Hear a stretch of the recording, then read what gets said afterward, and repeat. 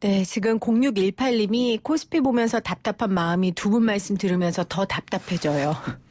어떡하죠? 우리 언제쯤 서민들 입에서 희망이라는 단어가 나올까요? 라고 보내주셨습니다. 자, 오늘 관련된 이야기 조금 더 이어갈게요.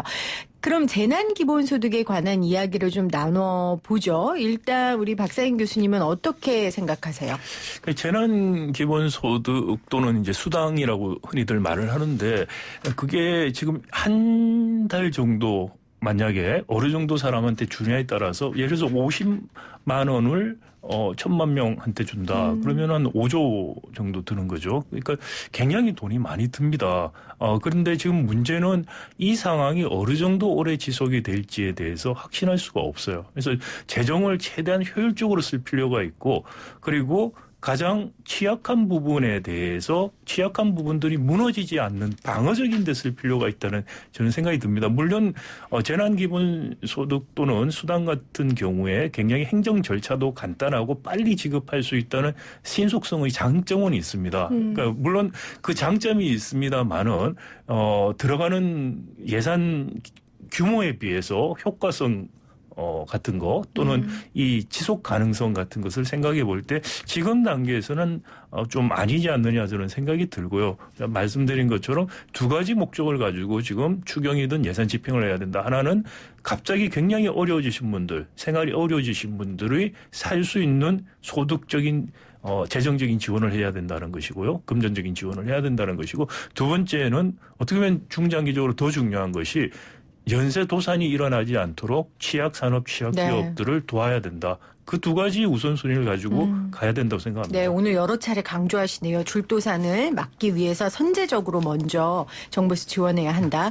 자, 그러면은 신세동 교수님도 반대하실 것 같아요. 왠지. 반대 이유는 네. 이게 그냥 두루뭉술하게 보편적으로 지급한다는 데 문제가 있는 거죠. 모두에게 다 주는. 그렇죠. 교수님도 받고 저도 모두가 받고. 여기서 말하는 재난기본소득은 모든 사람에게 주면 그 기본소득이 되는 것이고. 그렇죠. 그다음에 그 재난을 당한 사람들한테는 그냥 모두 준다. 이게 이제 재난기본소득인데 네. 이걸 반대하는 이유가 좀 더 포커스를 집중할 필요가 있다는 거죠. 그러니까 핀셋으로 준다. 핀셋으로 해당되는 타격을 입은 분들한테 준다. 저는 그런 거라고 하면 충분히 찬성할 여지가 있다는 차원에서 지금까지 정치권에서 나온 재난기본소득은 재난을 당한 사람들한테 예를 들면 그죠 뭐 자영업자 뭐 프리랜서 그러는데요. 지금 정규직 중에서도요. 그 이번 사태 때문에 소득이 줄어드는 사람이 되게 많아요. 그럼요. 네, 갑자기 일이 없어진 거예요. 맞아요. 그죠? 이런 분들은 자영업자도 아니고 프리랜서도 아닌데 정규직인데 상용직인데 타격을 입는다. 다 빠진다는 것이죠. 저는 그런 차원에서 반대를 하는데 저는 대안으로 우리나라 그 국가재정법의 추가경정 예산에 89조에 보면 그 조건이 뭐냐 하면 바로 재난에 대한 대책으로 추경을 편성하도록 법이 되어 있어요.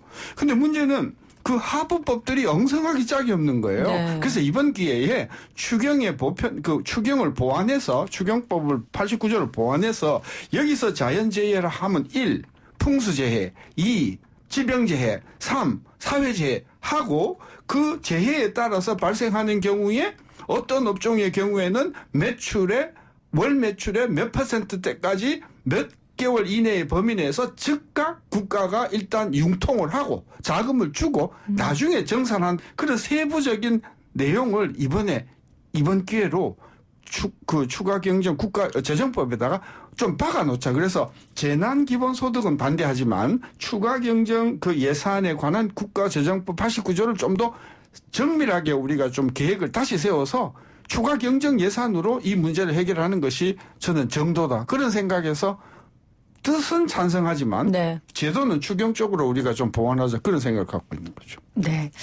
자, 지금 문자 7947님이 주식시장은 언제까지 떨어질까요? 저 그만 빠져나오고 싶은데 빠져나올 수가 없습니다. 본의 아니게 가치 투자하고 있어요라고 보내주셨거든요. 언제까지 떨어질까요? 두 분 대답해 주실 수 있어요? 두 분 주식하세요? 일단 저는 이제 88년도 이후로 주식을 지금 거의 32년째 안 하고 있는 사람인데요. 네. 개인들은 주식 안 하는 게 좋을 것 같아요. 그렇죠. 네, 그러니까 결과를 보면 항상 개인들이 막사 타고 그다음에 상투 잡고 빠지고 그러거든요. 저는 그런 관점에서 주식 투자보다는 차라리 우체국에 예금하는 것이 훨씬 더 건전하다 그렇게 생각을 하고 금리가 있고요. 이렇게 낮아져도 심지어 아니 주식 투자 우체국에다가요. 갖고 30%를 순식간에 날리는 그렇게 것보다 낫지 하느니. 않습니까? 그런 알겠습니다. 관점에서 보고 그다음에 이게 많이 떨어졌다고 충격을 받으시지 마시고 이럴 때일수록 큰 심호흡을 크게 하시고 저는 등산을 한 6시간 갔다 오시는 것이 조금 기다리다 보면 맞아요. 좋을 것 같아요. 어제 우리 전문가도 뉴스를 보지 말라고 조언을 해달라니까 뉴스를 보지 말라고 해주셨어요. 그러면 박사인 교수님 이런 상황에서 금융당국이 지금 당장 뭘 해야 된다고 보세요? 이 주가 하락 상황에서만. 예, 그 본다면. 말씀 드리기 전에 제가 한 가지만 보태서 말씀을 네, 드리면 미국에서 이제 연구한 걸 보면은요 대공황 기간을 포함하더라도 주식에 장기 투자하는 것이 예금 수익률보다 훨씬 좋다는 연구 결과가 일단 있습니다. 주식을 하시는군요, 네, 교수님은. 그리고 또 하나는 네, 근데 우리하고는 또 다른 이야기예요. 한국 같은 경우 주식 시장이 워낙에 성장률이 낮기 때문에 네. 지금 미국 이야기가 그대로 적용되는가라는 하나의 의문은 있고요. 두 번째는 근데 우리 자본시장에 문제점이 많다는 거죠. 그다음 두 번째는 또 연구 결과 어떤 게 나오냐면 개인 투자자들이 손해를 보는 제일 큰 이유가 너무 자주 사고 판다는 거예요. 사고 파는 것을 너무 자주 해서 오히려 손해를 본다 이런 네. 연구 결과가 있고 해서 좀 주식은 좀 장기 투자 관점에서 좀 그냥 접근을 하셔야 놔둬라. 된다. 네. 그리고 개인이 개별 종목 투자를 자꾸 하는 것보다는 포트폴리오가 구성된 뮤추얼 펀드 같은 투자가 필요하다는 것이고요. 근데 문제는 우리가 그런 뮤추얼 펀드들이 지금 최근에 라임 사태 같은 일이 벌어지고 해서 자본시장 자체가 우리가 건전화되고 믿을 수 있는 자본시장이 육성되지 못하면은 사실 이 주식에 들어가 있는 개인들이 손해를 저는 반론 하나 할게요. 주식 투자하는 것이 은행에 예금하는 것보다 낫다는 결과에 대해서 제가 이렇게 반론할게요. 형제가 있는데 한 분은 고등학교 교원이에요. 한 분은 의사세요. 나들이 보면은 의사가 훨씬 더 소득이 많을 것이라고 생각하잖아요. 근데 의사는요 환자 숫자가 들쭉날쭉하면서 상당히 타격을 많이 받는 불안함이 있어요.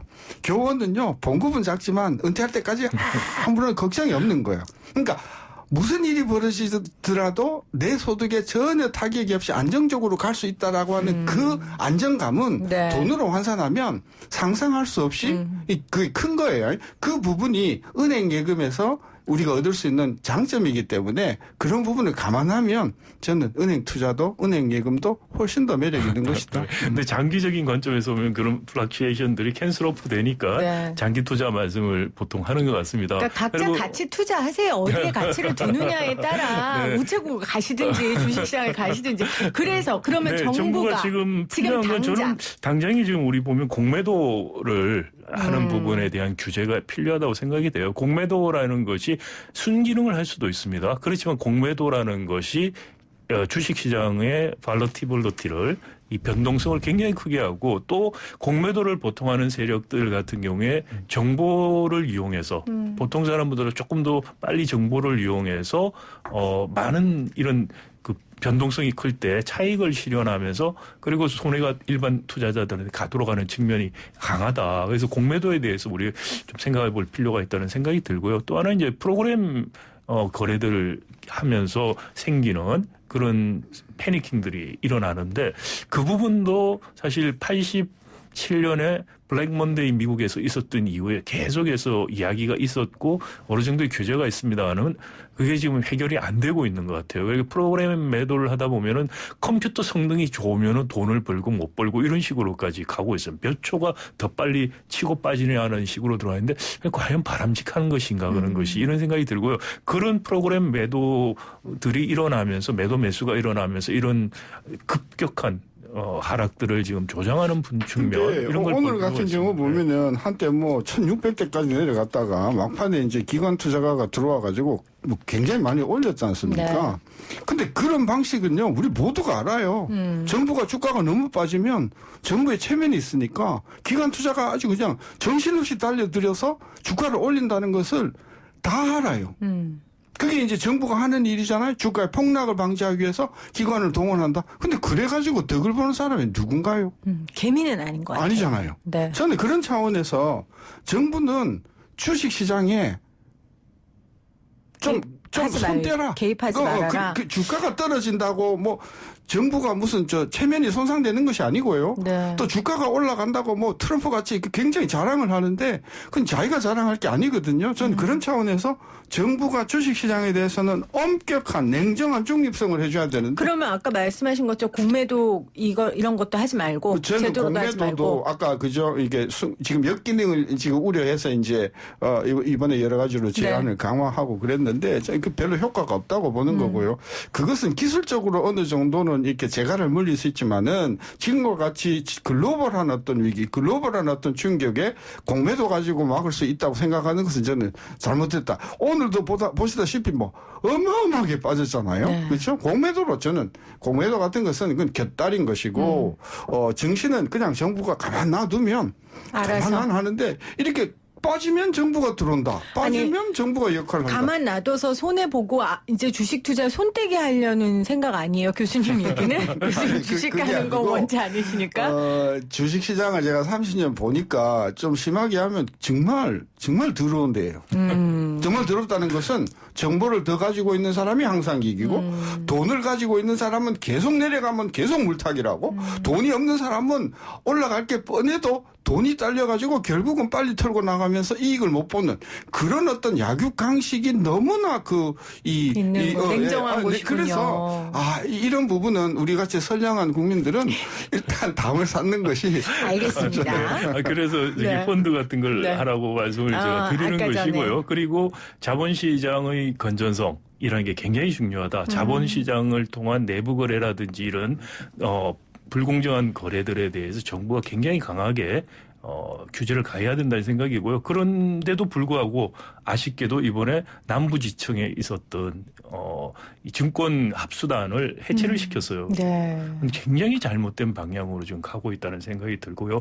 오히려 그런 조직은 조직 내에 그다음 임의 조직이었는데 실제로 조직 내에 만들 필요가 있다. 특수단 같은 것들 그런 생각이 듭니다. 그래서 이번에 좀 뭐 이렇게 주식이 막 폭락하는데 뭐 공매도 제가 말씀드렸습니다만 그렇게 해서 크게 바뀔 것이냐 그렇지는 않다는 거예요. 지금 상황에서는 어쩔 수 없는 측면들 서로 지금 패니킹해서 가든지 네. 또는 실제적인 것들을 반영하고 있든지 간에 뚜렷한 방법은 없다는 것이고요. 주식이라는 것이 이렇게 한 번씩 올라갔다 내려갔다 크게 변동이 있다는 것도 받아들이고 투자를 하셔야 된다라는 네. 말씀을 드리고 싶습니다. 자, 주식 이야기까지 했습니다. 그 앞서서는 기본소득에 대한 이야기 나눴고요. 금리 이야기를 좀 해야 될 것 같아요. 오늘 아침에 한국은행에서 임시금통위 개최 필요성을 협의 중이다라는 내용이 나왔거든요.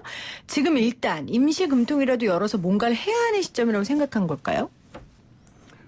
그 임시금통위를 연다고 하면 의제는 두 가지일 거예요. 기준금리 어떻게 할 건가? 낮출 것인가?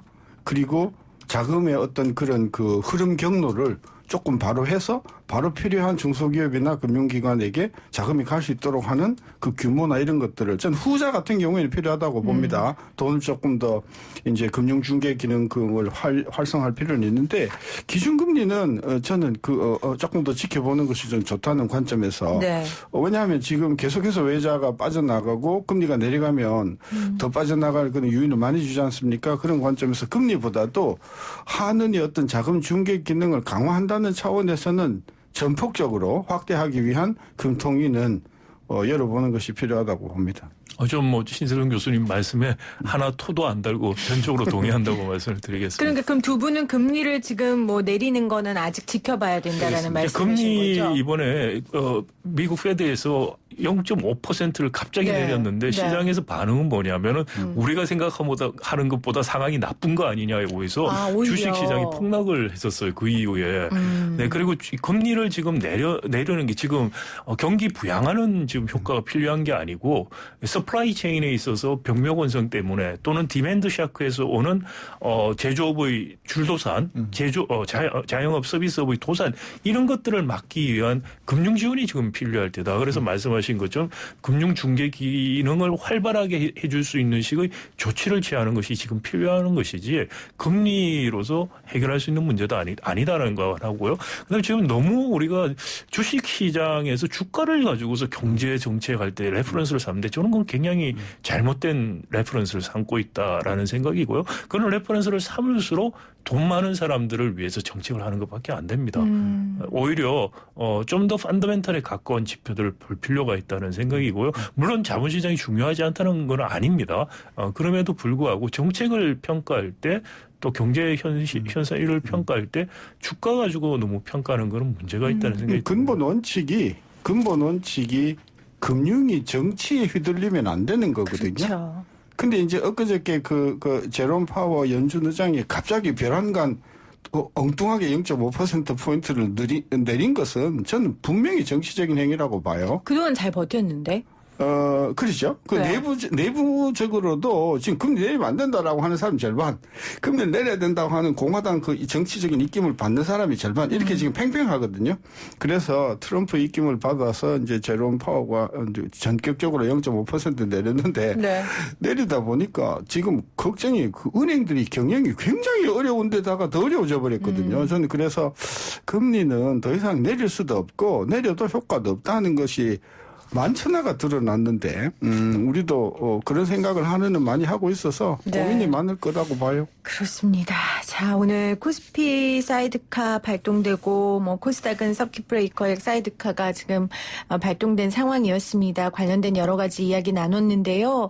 0747님이 정말 힘드네요. 저 창업한 지 3년차 들어가는데 작년 말부터 조금씩 매출이 올라가고 있었거든요. 그런데 새해 들면서 매출이 없어요. 정부 지원도 작년 매출로 따지면 저희 같은 회사는 지원 어차피 못 받습니다. 우리가 우려했던 그런 상황이에요. 그렇죠? 그렇다면 지난 3년 미국의 그 지원 방식이 대체로 그렇거든요. 지난 3년 매출에 얼마 이렇게 나가니까 그 정도라고 하면 지난 3년 정도의 매출을 가지고 지원해 줄 수 있는 방법은 저는 만들 수 있고. 그러니까 그런 경우에 사실은 이게 집행에 있어서 효율성이라는 것까지 같이 고려를 한다면은요. 그러니까 기본소득 아이디어를 말씀하시는 분들은 너무 타겟해서 선별해서 하는 것 자체가 사실 쉽지도 않고 그러면 집행이 늦어진다는 거예요. 그러니까 그 아이디어 자체는 어느 정도 받아들일 필요는 있습니다. 그래서 업종이라든지 이런 거에 따라서 지원을 하는 거, 일률적인 지원하는 것까지는 저는 괜찮다고 생각을 합니다. 그러지 않고 광범위하게 기본소득 아이디어로 지원을 한꺼번에 많이 하는 것은 지금 효율적인 재정 집행은 아니라고 생각이 듭니다. 저는 이렇게 어떤 업체가 얼마의 타격을 받았는가 하는 것이 따지기가 어렵다라고 하는 저는 그렇지 않다고 보거든요. 지금 우리 세금 체제가 얼마나 정확합니까? 그럼요. 보면 다 작년에 나오는데. 매출이 얼마였는지는 전화만 땅땅 두고. 그러니까 작년 매출 쉽게 하는데 지금 그렇죠, 현재가 지금 현재. 얼마나 나빠지는가 그러니까 입증하라고 작년 매출에 나오면은 비해서 이번에 분명히 나쁜 걸 우리가 아니까 정부가 작년 매출의 30% 정도 타격을 입었다고 보고 거기에 30%에 해당되는 인건비, 경영자원 이런 비용을 일단 지원하자 그런 이야기. 알겠습니다. 자, 오늘 마지막 인사는 힘내십시오로 끝내도록 할게요. 자, 신세동 교수님보다 힘내십시오. 힘내십시오. 네, 힘내십시오. 고맙습니다. YTN 라디오 생생경제 함께 하셨습니다. 한 주간 어떻게 하면 여러분들께 힘을 드리고 위로를 드릴 수 있을까 고민하면서 방송 모든 스태프들과 준비했는데 잘 안 된 것 같아요. 왜냐하면 쏟아지는 뉴스들이 너무 참혹했기 때문이 아닌가 싶습니다. 그래도 봄은 옵니다. 그리고 이 일들이 잘 지나갑니다. 그걸 믿고 이번 주말 푹 쉬고 우리 월요일 날 다시 생생하고 상생한 경제 이야기로 다시 만나요. 고맙습니다.